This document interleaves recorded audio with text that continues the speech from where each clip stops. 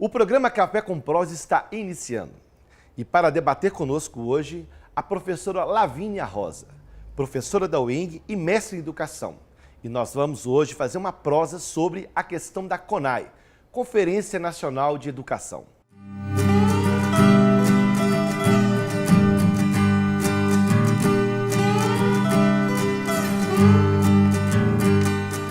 É com muita alegria que estamos iniciando mais um Café e Prosa. Hoje estamos recebendo a professora Lavínia.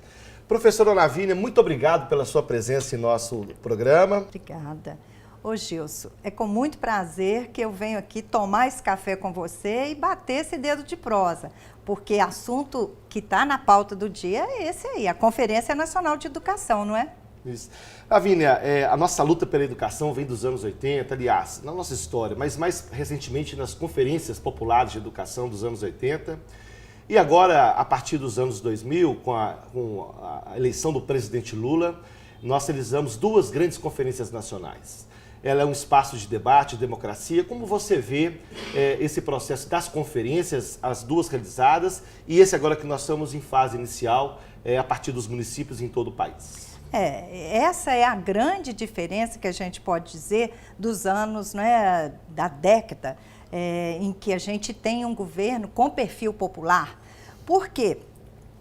Você foi um partícipe muito importante naquele processo lá em 96, quando nós fizemos a Conferência Nacional de Educação da Sociedade Civil e aqui em Belo Horizonte nós enchemos um mineirinho. Foram 3 seguidas, Três seguidas, conferências da sociedade civil, em que nós construímos um projeto de Plano Nacional de Educação, levantamos contribuições para o Plano Nacional de Educação. E aí, naquela época, o governo Fernando Henrique Cardoso, desconhecendo a necessidade, né, de colocar em pauta a votação de um Plano Nacional de Educação, baseado naquele processo que a gente construiu coletivamente, manda um projeto para o Congresso, que foi aprovado, e um plano que já venceu agora em 2010. Esse plano era uma simples carta de intenção. A ausência de democracia, o governo recusava debater com a sociedade civil, e nós então enfrentamos esse período e essas duas conferências. Hoje, na Conferência Nacional que está em curso, uma das grandes questões colocadas é o Sistema Nacional de Educação. Essa visão de que é preciso articular o sistema federal, estadual e municipal e também o setor privado num único universo. Como é que você avalia? Essa é uma situação importante, um desafio para a educação brasileira? Um grande desafio, né? Vários estudiosos já demonstraram isso através das suas pesquisas históricas, da importância de ter um sistema nacional articulado. Porque, por exemplo, essa conferência que está em pauta, que já aconteceu nas suas etapas municipais e vai acontecer estadual, ela tem como um subtítulo, ou como título, a questão da articulação desse sistema. Porque não basta dizer que tem um sistema nacional se não tiver uma lei em que a questão das responsabilidades, né, dos atores envolvidos, Estado, município e governo federal, não esteja claramente definidas em lei. Então, o sistema nacional articulado, ele passa exatamente por esse regime de colaboração que tem que ser, inclusive, instituído em lei. Inclusive, aquela concepção, aquela visão de que um programa de educação, de saúde, de outras áreas, não pode ser um programa de governo. Ele tem que ser um programa de Estado.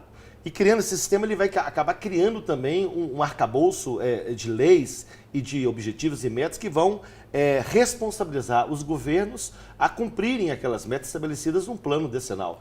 Você me dá possibilidade de colocar aqui uma bandeira muito importante dos movimentos sociais, dos sindicatos, daqueles que defendem a educação como um direito, né? E que tem que ser cumprida para todos, é a questão da lei de responsabilidade educacional. Tem um projeto de lei tramitando com esse perfil, responsabilizar os gestores públicos pelo não cumprimento, né, das metas em educação. E, como você falou, isto ultrapassa a questão dos governos, né, responsabiliza os governos, mas cria uma política de Estado, que é isso que nos falta nesse processo da educação. O mais importante, você disse então que agora, além da lei de responsabilidade fiscal, porque essa é exigida pelo sistema financeiro, pela estrutura do Estado que nós temos hoje, esta lei que vai responsabilizar o prefeito, o governador ou o presidente que não cumprir com as metas da educação. Essa seria essa proposta que está sendo discutida. E esse projeto ele depende exatamente também da aprovação do Plano Nacional de Educação.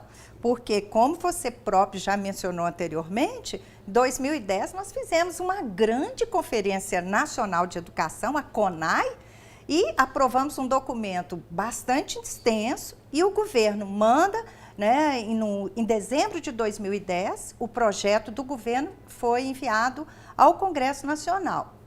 Tivemos algumas questões ali que nos frustrou bastante. Travaram, né? O setor privado está travando o processo, as várias implicações. Exatamente. Essa correlação de forças entre os privatistas e os que defendem a educação pública, entre público e privado, ela é histórica nesse país, principalmente se nós pensarmos a questão do campo da educação. Ela não é recente. Então, os embates que a gente teve de demora na aprovação da Lei de Diretrizes e Bases foi muito forte a presença organizada do setor privatista, que hoje, você como presidente do Simpro Minas, sabe muito bem como essa questão ganhou uma dimensão internacional do ponto de vista da fortaleza que se virou determinadas empresas privadas de ensino, empresas privadas. Então, esse processo é preciso que no Plano Nacional de Educação abra-se a possibilidade de regulamentação da educação que acontece no sistema privado. A disputa dos recursos públicos, nós olharmos na história, desde os anos 30, o setor privado tenta pegar uma parte desse recurso para poder desviar. Vivemos um processo de financiarização e de mercantilização da educação. Então, a regulamentação seria no sentido de controlar o setor privado e discutir a qualidade da educação ofertada. Isso seria a ideia central. A qualidade da educação, inclusive, tem educadores que dizem assim, hoje o direito constitucional é o direito a aprender. Então, é preciso resguardar não só o acesso, mas tem que se revitalizar e colocar em pauta a questão do direito à aprendizagem. Permanência. A permanência e a aprendizagem significa qualidade. Então, que qualidade é essa que se pretende para a educação do nosso país? Passa pelo controle do financiamento, controle e ampliação, porque o PNE está demorando a ser aprovado exatamente por conta da meta 20, que é a questão do financiamento, uma das metas. Voltamos daqui a pouquinho discutindo financiamento da educação. Até breve.